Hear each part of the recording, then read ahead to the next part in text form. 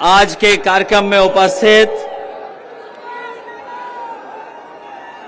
आज के कश्यप महासम्मेलन में उपस्थित बड़ी संख्या में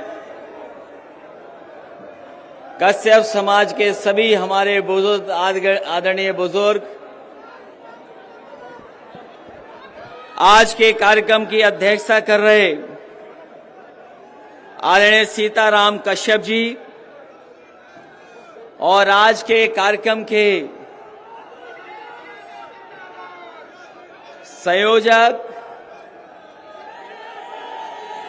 और कश्यप समाज के बहुत बड़े संख्या में हमारे मंच पर सभी नेता,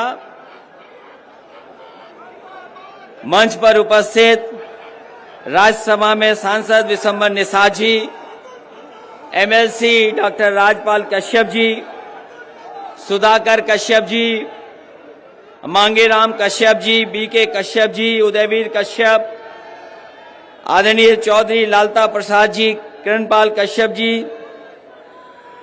पूर्व मंत्री शंखलाल मांझी जी, राजपाल सैनी जी, पार्टी के जिलाध्यक्ष प्रमोद त्यागी जी, विधायक संजय गर्ग जी, अतुल प्रधान जी, गौरव स्वरूप जी, अनिल सिंह जी, सतवीर प्रजापति जी, मनोज पारस जी, योगेश वर्मा जी, प्रमोद कश्यप, विनय पाल जी, जिया चौधरी साहब, गुलाम मोहम्मद जी, विजय कर्मा जी, स्वामी हमारे स्वामी जी और बिजनौर के जिलाध्यक्ष से लेकर के बड़ी संख्या में सभी समाजवादी साथी, बड़ी संख्या में उपस्थित सभी हमारी पार्टी के नेता जो इस मंच पर उपस्थित हैं, साथ ही साथ दूसरे मंच पर बहुत जिम्मेदार कार्यकर्ता नेता दिखाई दे रहे हैं और कई हमारे जिम्मेदार नेता जिन्हें मैं देख रहा हूं, उन्होंने मंच की परवाह नहीं की है, मंच की चिंता नहीं की है, लेकिन उसके बावजूद भी जहां उन्हें जगह मिली है, चाहे वो हमारे विधायक हों जो दूसरे दल से आए हों और चाहे बहुत जिम्मेदार नेता जो हमें दिखाई दे रहे हैं, जगह नहीं मिली कहीं भी, लेकिन वो भीड़ में खड़े हैं, जनता में आपके साथ खड़े दिखाई दे रहे हैं। मैं एक एक साथी जो सभा में उपस्थित है, उस कोने से लेकर के और आखिरी तक जो हमें दिखाई दे रहे हैं, मैदान में पूरा भरा दिखाई दे रहा है। मैं एक एक कार्यकर्ता का, नेता का, पिछड़े समाज के सभी नेताओं का और कश्यप समाज के सभी लोगों का बहुत बहुत धन्यवाद और आभार प्रकट करता हूं। आज कार्यक्रम बहुत दिनों के बाद हो पा रहा है। जिस समय पिछली बार कार्यक्रम तय हुआ था, जो पिछली तारीख थी जिसमें आपने तैयारी की थी, उस समय किसी कारण और बारिश के कारण हम आपके बीच में नहीं पहुंच पाए थे और जब दूसरी तारीख थी, हमारे तमाम नेता घबरा रहे थे कि पता नहीं लोग दोबारा आएंगे कि नहीं आएंगे। लेकिन मैं आपका धन्यवाद देना चाहता हूं कि जो कार्यक्रम नहीं हो पाया, उस समय जोश और उत्साह दूसरा था, तारीख बदल गई, लेकिन यहां के लोगों का जोश और उत्साह नहीं बदला है। और ये आपका उत्साह बता रहा है कि आने वाले समय में उत्तर प्रदेश का जो सरकार है, उसको बदलने के लिए जनता ने अपना फैसला ले लिया है। अब कोई रोक नहीं सकता, बदलाव होना तय है। और इस बार किसानों ने, गरीबों ने तय किया है कि इस भारतीय जनता पार्टी का सफाया करने का काम करेंगे।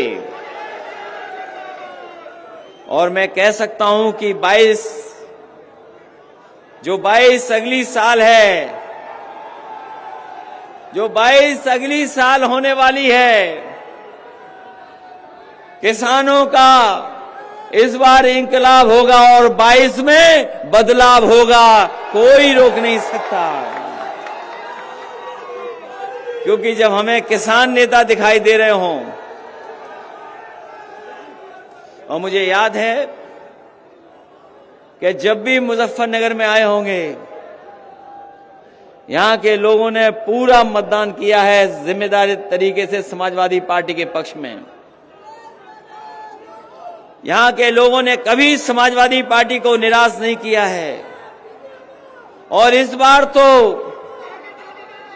जब से उत्तर प्रदेश के उस कोने से दरवाजे बंद होना शुरू हुए भारतीय जनता पार्टी के, ओम प्रकाश राजभर जी जब से आए हैं उस हिस्से से, वहां के लोगों ने तो दरवाजे बंद कर दिए भारतीय जनता पार्टी के। मुझे भरोसा है कि इस इलाके से भी दरवाजे बंद हो जाएंगे भारतीय जनता पार्टी के। आज जब कश्यप समाज के लोग यहां बड़ी संख्या में उपस्थित हैं, जहां हम महर्षि कश्यप जी को याद करते हैं, वही हम अपने कश्यप समाज को भरोसा दिलाते हैं कि उन्होंने जो मांग पत्र दिया है 8 बिंदुओं का, जो किरणपाल कश्यप जी ने पढ़ करके और सब लोगों से आपसे सहमति बना करके हमें दिया है, सुधाकर कश्यप, राजपाल कश्यप और तमाम समाजवादी पार्टी के लोग हैं जिन्होंने मिलकर के बनाया है। हम अपने कश्यप समाज के लोगों को भरोसा दिलाते हैं कि आने वाले समय में जब भी समाजवादी पार्टी को मौका मिलेगा, आपके तमाम समस्याओं का समाधान कर करके और इन मांगों को मांग करके आपके बीच में भी सम्मान दिलाने का काम समाजवादी लोग करेंगे।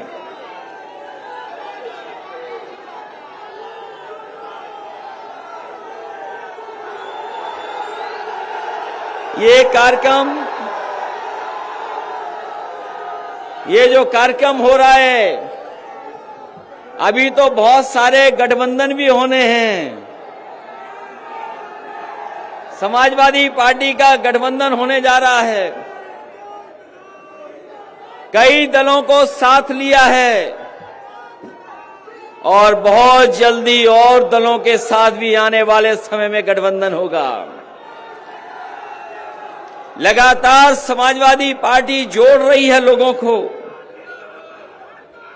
लगातार समाजवादी पार्टी जोड़ने का काम कर रही है, दलों को जोड़ रहे हैं,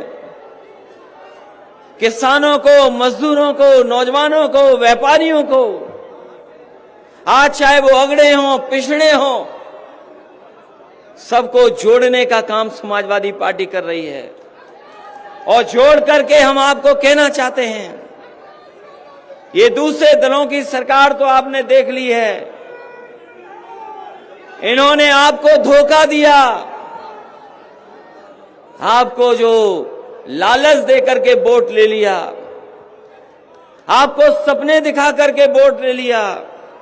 लेकिन हमारे ये पिछड़े जानते होंगे, कश्यप समाज के लोग जानते होंगे, इन्होंने पूरी ईमानदारी से भारतीय जनता पार्टी को वोट दिया, लेकिन सत्ता में आने के बाद इनके हक और सम्मान को छीनने का काम किया। आप तो मुख्यमंत्री बनवा रहे थे, हमें याद है वो चुनाव, यही हमारे निषाद, कश्यप, बाथम समाज के लोग मुख्यमंत्री के लिए दे रहे थे वोट कि उनका सम्मान बढ़ेगा, उनको भी हक मिलेगा। लेकिन सरकार बनने के बाद बताओ आपको क्या मिला है? बताओ, आपके समाज के लोग आए हैं, जिम्मेदार लोग हैं, क्या मिला आपको? और जो कुछ मिला भी है आपको, ये सरकार अगर सत्ता में रही तो सब कुछ छीन लेगी। बाबा साहब भीमराव अम्बेडकर जी ने जो संविधान लागू किया था, जिसके कारण अधिकार और सम्मान मिल रहा था, जिस तरीके से सरकार फैसला ले रही है, आने वाले समय में वो भी आपका छिन जाएगा, आपके हाथ में कुछ नहीं बचेगा। यही सरकार है जिसने भरोसा दिया था नौकरी देंगे, रोजगार देंगे, किसानों की आय दोगुनी कर देंगे, हमारे किसान भाइयों, बताओ किसान भाइयों,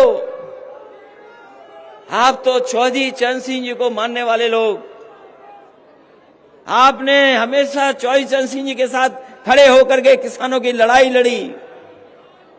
आज हमारे किसान भाइयों बताओ, जब से सरकार भारतीय जनता पार्टी की बनी है, आपकी आय बढ़ी है कि आपकी आय घट गई है? जरा हिसाब किताब लगा करके बताओ, हिसाब किताब लगाओ, आपकी आय बढ़ी है कि आय घट गई? यही भारतीय जनता पार्टी के लोगों ने कहा कि हम किसानों की आय दोगुनी कर देंगे, आय दोगुनी हो जाएगी। किसान भाइयों बताओ, आय कहां दोगुनी हो गई आपकी?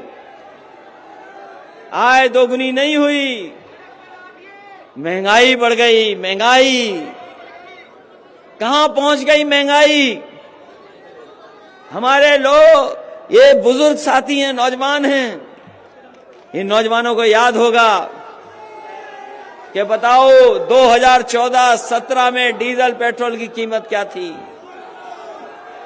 आप मुड़ करके देखो, मुड़ करके देखो, आप पीछे का हिसाब किताब लगाओ, डीजल पेट्रोल की कीमत क्या थी? क्या कीमत थी उस समय डीजल पेट्रोल की, जिस समय किसानों की आय दोगुनी का वादा किया था? और आज बताओ 100 के पार चला गया पेट्रोल के, क्या नहीं चला गया? 100 रुपए हो गया कि नहीं हो गया? हमारे इन्हीं लोगों को भरोसा दिलाया था कि चप्पल पहनने वाले लोगों को हवाई जहाज में बैठाने का काम करेंगे। याद है कि नहीं याद है कि हवाई चप्पल वाले हवाई जहाज में चलेंगे? और इन्होंने पेट्रोल इतना महंगा कर दिया है कि अगर मोटरसाइकिल चलाना चाहोगे तो मोटरसाइकिल भी नहीं चल पाएगी। ये महंगाई बढ़ गई है। और जो 3 कानून लागू हो गए हैं, ये जो 3 कानून हैं, अभी तो आपके फसल की कोई कीमत नहीं मिल रही है।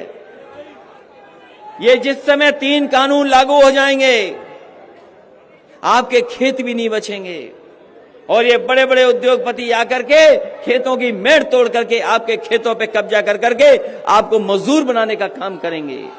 ये 3 कानून जहां हमारे किसान लड़ रहे हैं, लगातार संघर्ष कर रहे हैं, समाजवादी पार्टी का पूरा समर्थन किसानों को है और लगातार हम लोग इन काले कानूनों का विरोध करेंगे और तब तक विरोध करेंगे जब तक भारतीय जनता पार्टी इन कानूनों को वापस नहीं ले ले।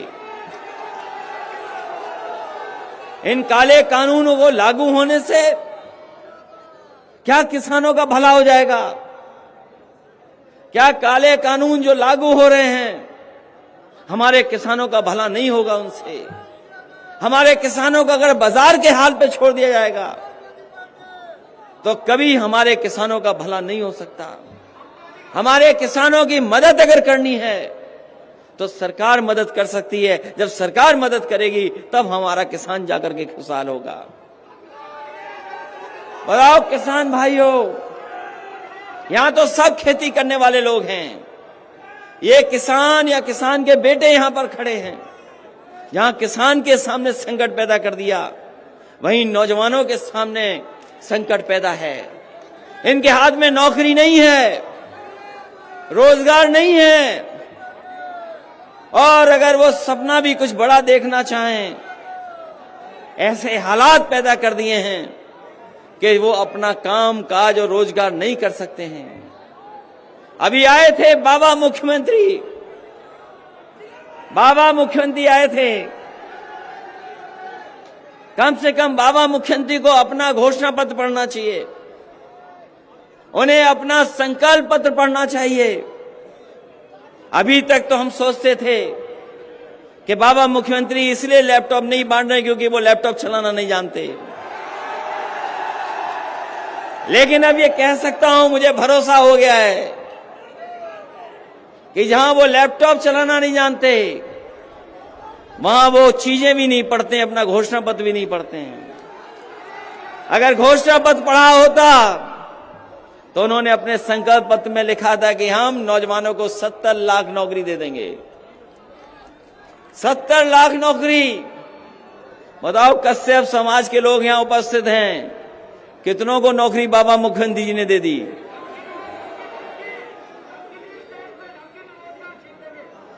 कोई नौकरी दी हो तो बताओ। और वो दिन याद करो जब एक बार बाबा मुख्यमंत्री जी कह रहे थे कि हम पे नौकरी तो बहुत है, लेकिन हमारे नौजवानों में टैलेंट नहीं है। याद है कि नहीं याद नौजवान साथियों? एक बार मुख्यमंत्री जी से पूछा कि आप नौकरी नहीं दे रहे हो, इन नौजवानों को रोजगार नहीं दे रहे हो, तो हमारे मुख्यमंत्री जी कह रहे थे कि नौकरियां तो बहुत हैं, रोजगार तो बहुत हैं, लेकिन नौजवानों में टैलेंट नहीं है। इसलिए साथियों, तय करो आपको कौन सा मुख्यमंत्री चाहिए, कौन सी सरकार चाहिए।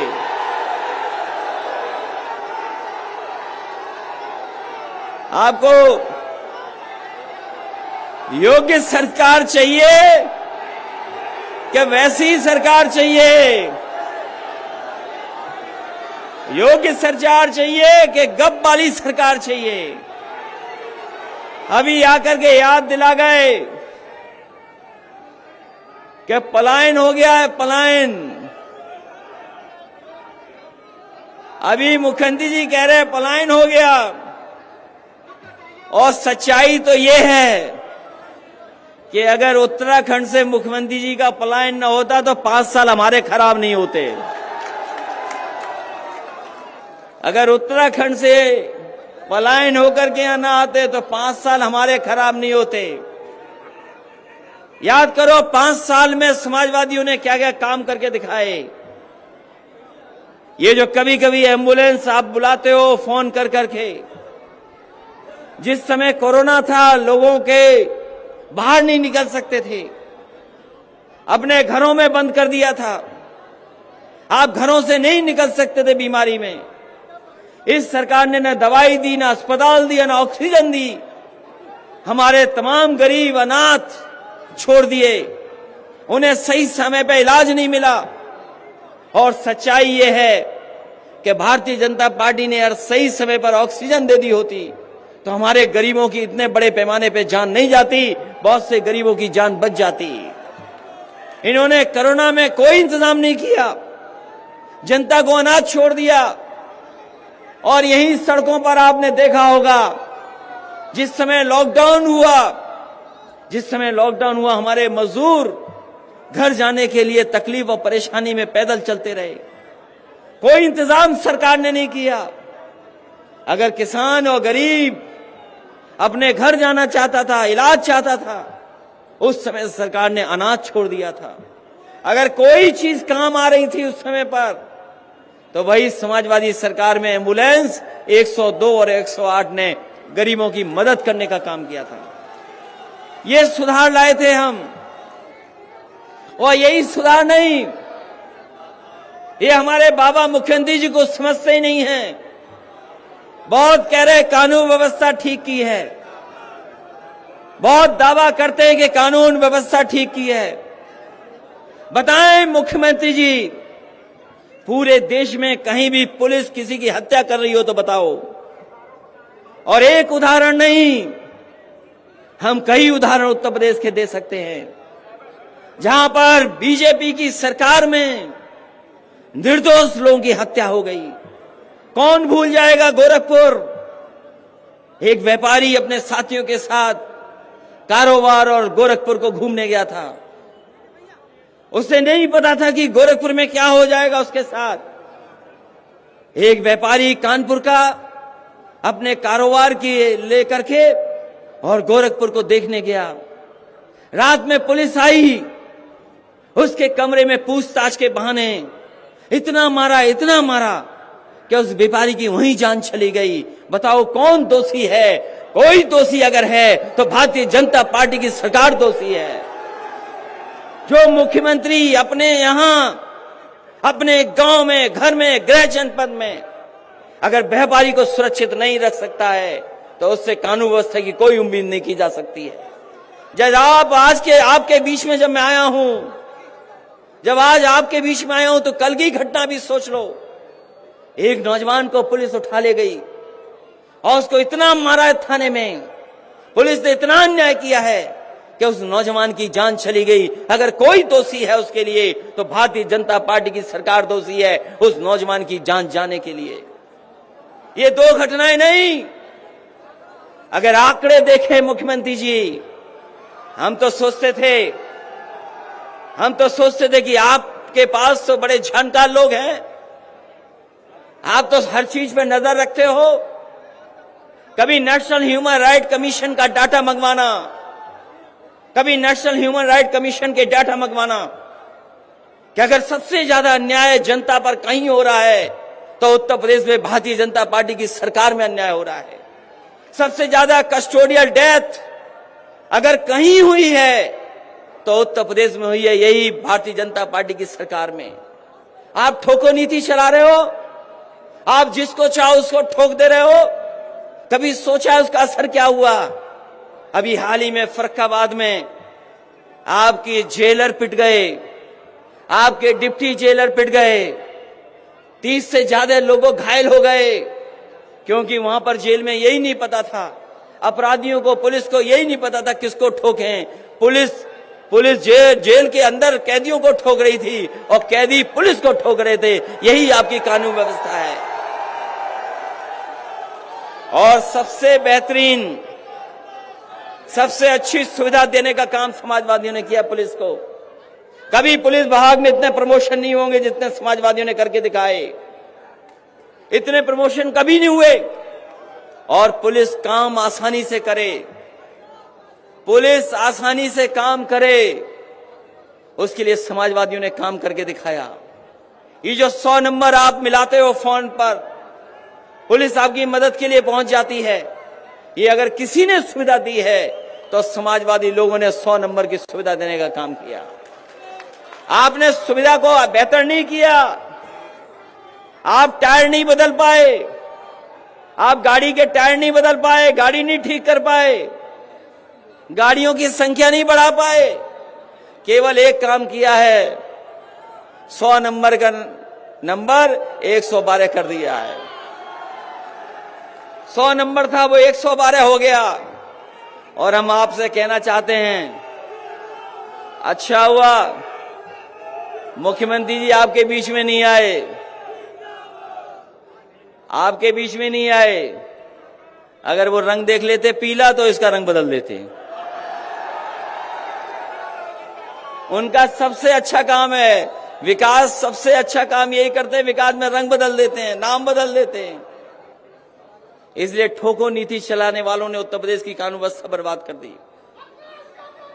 लोगों की जान गई जाने कितनों की, और विकास के नाम पर केवल नाम बदला जा रहा है, रंग बदला जा रहा है।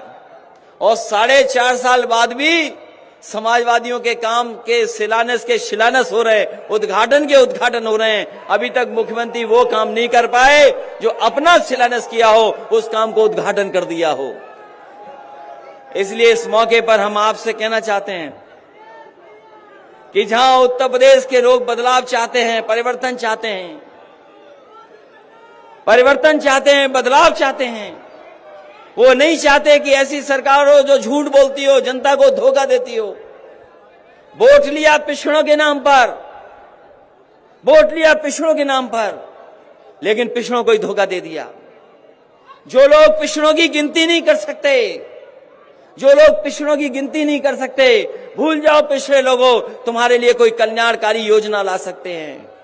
और जो आपको अधिकार भी मिले थे नौकरी के, धीरे धीरे सब नौकरियां छीनी जा रही हैं। अगर नौकरियां देंगे भी तो बताओ, अगर बड़ी बड़ी संस्थाएं प्राइवेट हो जाएंगी, बिक जाएंगी, तो आपको नौकरी कहां मिलेगी? ये सरकार बेचने वाली है। अभी नोटबंदी के 5 साल गुजरे हैं। नोटबंदी में जो कहा गया था कि भ्रष्टाचार खत्म हो जाएगा, काला धन आ जाएगा, आतंकवाद खत्म हो जाएगा, आज सरकार को बताना चाहिए कि कितना भ्रष्टाचार खत्म हो गया है। आज भ्रष्टाचार कई गुना बढ़ गया है, अन्याय कई गुना बढ़ गया, और जहां कहीं अगर आप न्याय के लिए जाएंगे तो आपको अपमानित करने का काम ये भारतीय जनता पार्टी के लोग कर रहे हैं। इसलिए जनता बदलाव चाहती है, परिवर्तन चाहती है। इसलिए इस परिवर्तन के समय पर और बदलाव के समय पर जब हमारे कश्यप समाज के लोग निकल पड़े हैं, तो इनके साथ साथ और हमारे पिछड़ी जाति के लोग भी निकल पड़ेंगे। क्योंकि सरकार में सम्मान नहीं मिला है, नौकरी नहीं मिली, रोजगार नहीं मिला, अगर कुछ मिला है तो महंगाई मिली है, आपको अपमान मिला है। और ये तो गन्ने का क्षेत्र है। हमारे मुख्यमंत्री जी कह रहे थे कि आने वाले समय में गन्ने की कीमत क्या होगी, कितनी अनाउंस करके गए बताइए। सरकार ने कहा कि हम 340 रुपए प्रति क्विंटल देंगे, यही तो फैसला लिया सरकार ने। और अगर पर्ची देखी होगी तो बताओ पर्ची पे क्या कीमत दिखी है।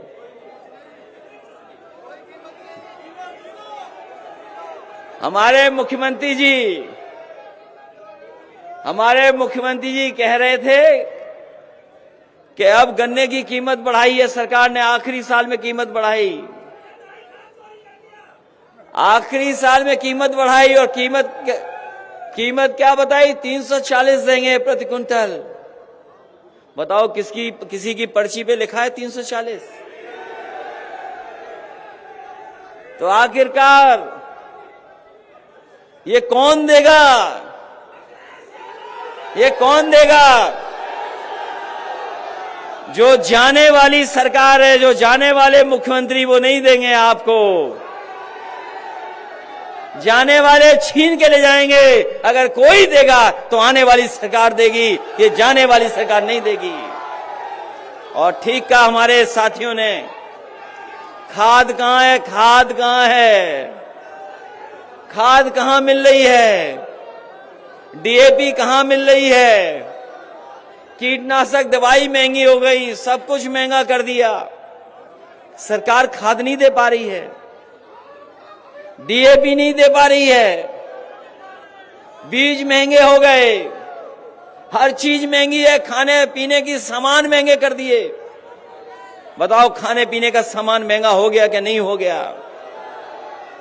और जो किसान हमारा पेट भरता है, जो पहनने को कपड़े देता है, उसको सबसे ज्यादा अपमानित करने का काम भारतीय जनता पार्टी के लोग कर रहे हैं।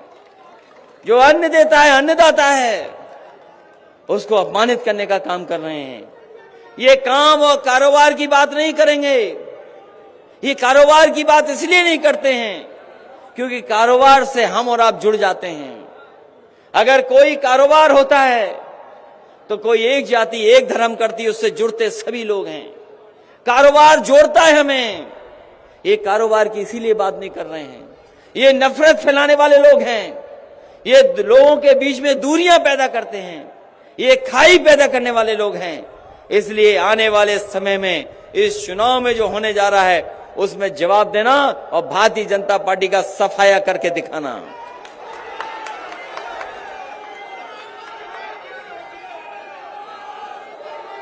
इसलिए जहां कश्यप समाज के लोग हैं वहीं हमें हर वर्ग के लोग दिखाई दे रहे हैं।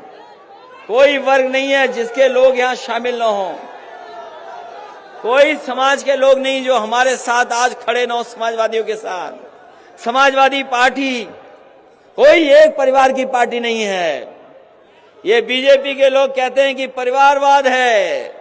हम उन्हें कहना चाहते हैं सबसे ज्यादा परिवारवाद अगर कहीं है तो भारतीय जनता पार्टी में है। परिवारवाद अगर कहीं है तो भारतीय जनता पार्टी में भी है।